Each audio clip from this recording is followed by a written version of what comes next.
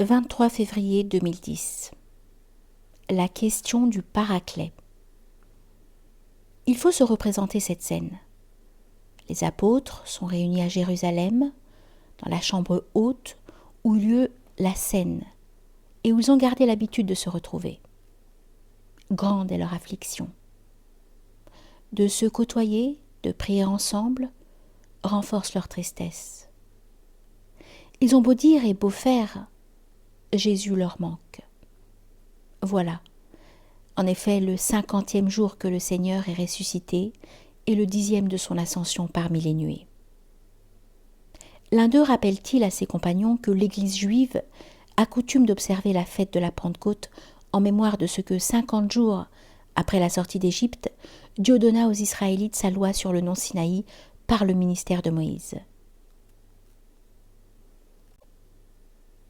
« Si vous m'aimiez, leur a dit Jésus, vous vous réjouirez de ce que je vais à mon Père. » En ce jour de Pentecôte, lequel des apôtres est en mesure de se réjouir, sans compter que la parole du Seigneur ne s'arrêtait pas là. « Je vous dis la vérité, il vous est bon que je m'en aille, car si je ne m'en vais pas, le Consolateur ne viendra pas à vous. Mais si je m'en vais, je vous l'enverrai. » Jean, chapitre 16. Voilà qui est bien difficile à entendre.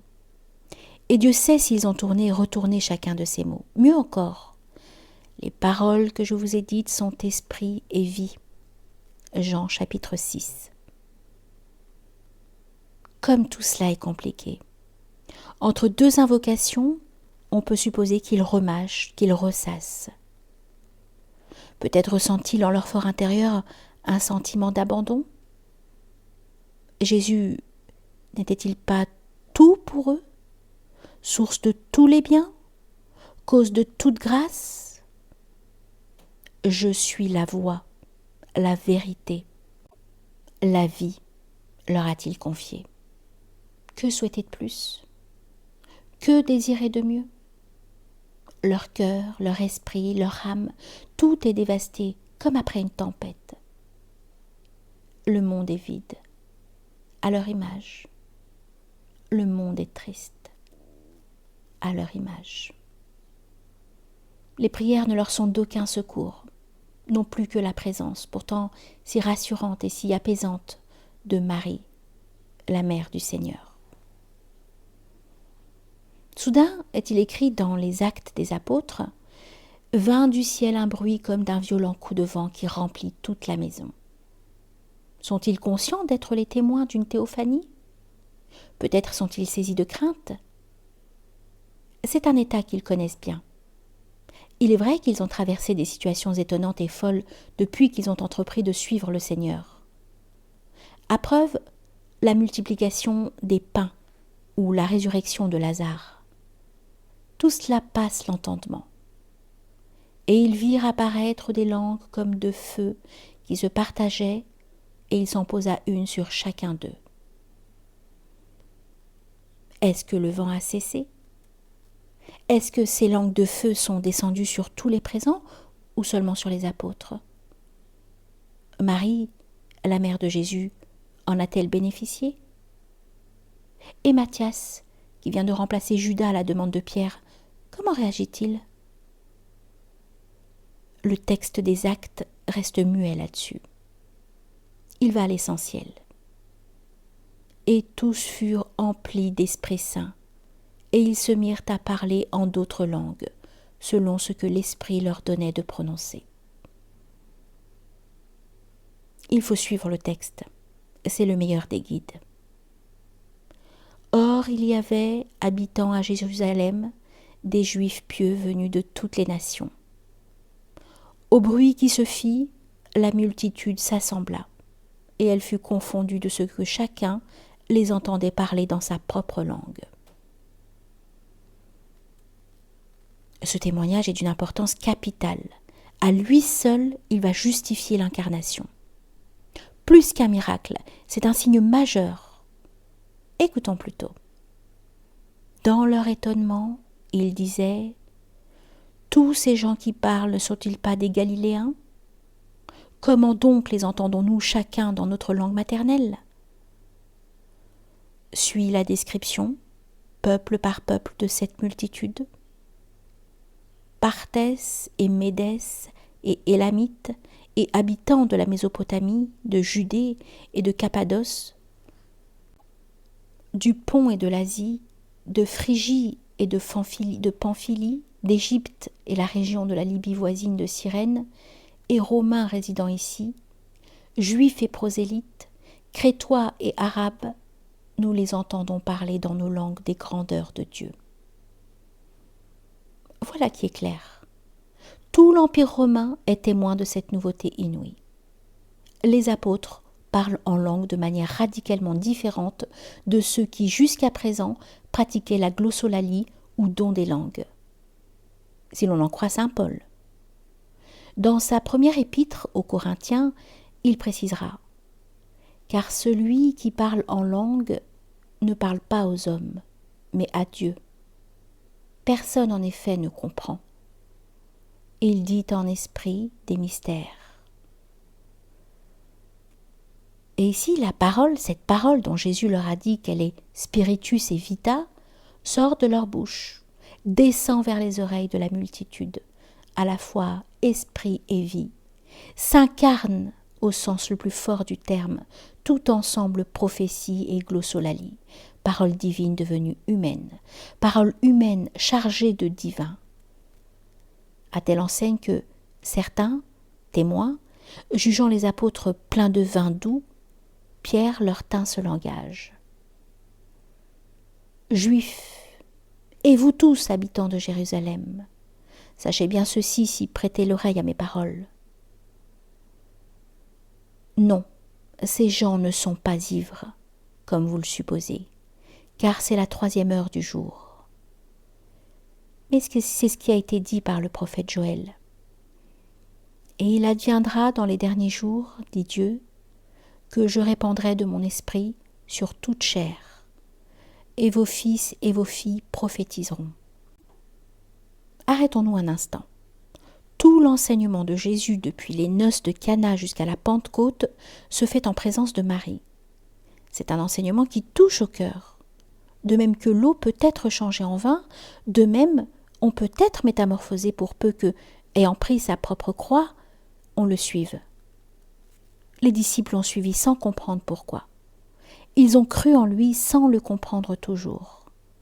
Ils sont devenus des apôtres sans être tout à fait sûrs de ce qui leur arrivait. À présent, je dois confesser mon trouble. Si la Pentecôte se résume à la descente des langues de feu sur les apôtres, c'est-à-dire au parachèvement spirituel de ces hommes simples, frustes, et qui nous semble temps, hommes de peu que la parole descendue sur eux va éclairer, illuminer, transcender, hommes de peu que l'Esprit Saint va élever dans la gloire de Dieu, oindre de lumière, de sagesse, de vie, jusqu'à ce que, se mettant à leur tour à parler, leurs propres paroles deviennent spiritus et vita. Si donc la Pentecôte, en ce moment très singulier où l'enseignement de Jésus s'accomplit dans sa totalité, alors le grand cycle terrestre du Christ trouve là son apothéose. Là, autant je m'en remets au Père, qui est la source, au Fils qui est la rivière et au Saint-Esprit qui est l'eau, ou si l'on veut au Père tout-puissant et miséricordieux, au nom de qui s'exprime le Fils, qui génère ainsi l'Esprit Saint, admirable Trinité qui aide à mieux comprendre comment naît, se développe et nous atteint le Logos. Autant mon esprit se brouille dès lors qu'apparaît le Paraclet. Que vient-il faire dans cette glorieuse procession ? Et pourquoi lui avoir donné un nom grec, comme si dans cette assemblée de Galiléens, qui parlaient entre eux l'araméen, ce vocable étranger devait attirer et retenir l'attention. Le Paraclet en grec est celui qu'on appelle à son secours, l'avocat, le défenseur ou encore l'intercesseur. Retenons bien ces différents sens, ils nous seront utiles. Le Paraclet, serait-il celui dont nous aurions un jour besoin, alors que Jésus, par sa vie et son enseignement, nous a tout donné ? Cet enseignement serait-il incomplet ? Le Paraclet doit-il se confondre avec l'Esprit Saint? Autant de questions qu'il ne faut qu'augmenter mon trouble. Revenons à cette troisième heure, marquée par une théophanie, puis par ces langues de feu posées.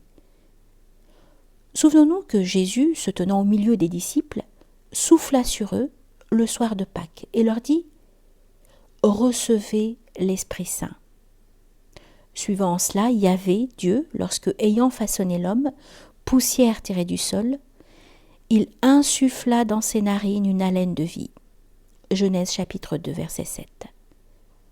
Cet Esprit Saint, par ses signes, comme Jean appelle ses miracles, par ses paraboles, Jésus n'a pas cessé, durant 3 ans de vie publique, de l'insuffler à ses disciples, jusqu'au moment où, devenant tout à coup des apôtres, ceux-ci soient en quelque sorte les oints du Seigneur. À ce stade de réalisation spirituelle, forts de leur foi, seule force qui vaille et qui tienne, qu'aurait-il besoin d'un intercesseur, d'un avocat? Peut-on seulement imaginer que, riches de la parole de Dieu, il puisse venir à leur esprit d'appeler qui que ce soit au secours? Voilà pourquoi je bute sur ces versets de Jean. Si vous m'aimez, vous garderez les commandements, les miens, et moi je prierai le Père, et il vous donnera un autre Paraclet pour être avec vous à jamais, l'Esprit de vérité, que le monde ne peut recevoir, parce qu'il ne le voit ni ne le connaît. Jean chapitre 14, verset 15. Ce Paraclet, Jean le nomme de nouveau, mais le Paraclet, l'Esprit Saint, qu'enverra le Père en mon nom, lui vous enseignera tout et vous rappellera tout ce que moi je vous ai dit. Mais ce n'est pas tout.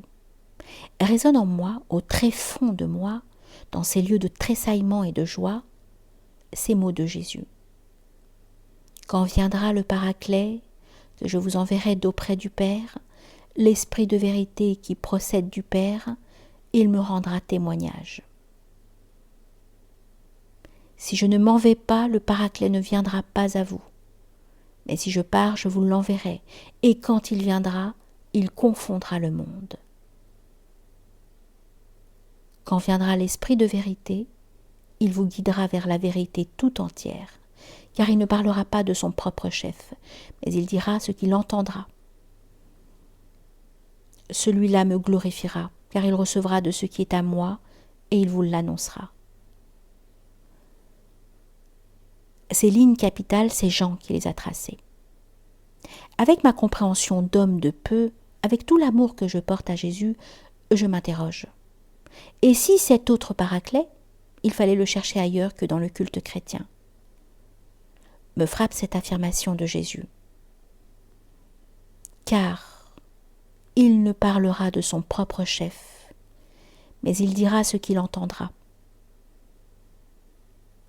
Ne s'agirait-il pas du prophète de l'islam, de Mohammed, dont nous savons qu'il reçut son Coran de la bouche même de l'ange Gabriel?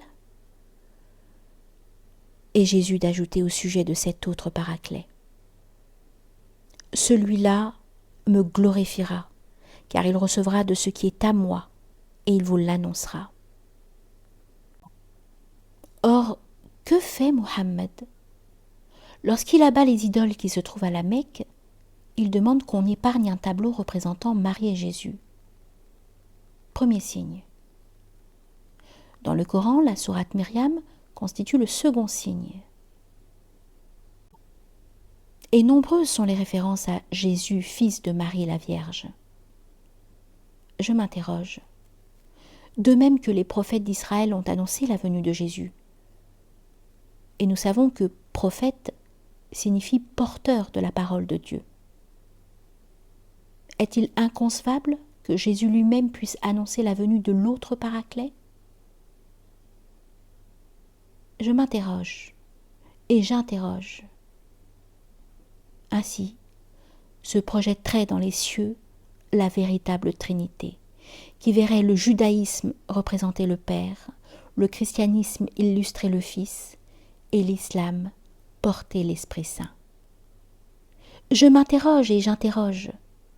Pour iconoclaste que paraît cette nouvelle procession, elle aurait l'avantage de réunir en un même mouvement ascendant les 3 moments prophétiques du monothéisme. La parole du Dieu un étant une. Est-ce là ce qu'avait dit dans l'esprit le cardinal Nicolas de Cuès quand en 1453 il proposa au pape de convoquer un concile qui eût rassemblé des juifs, des chrétiens et des musulmans?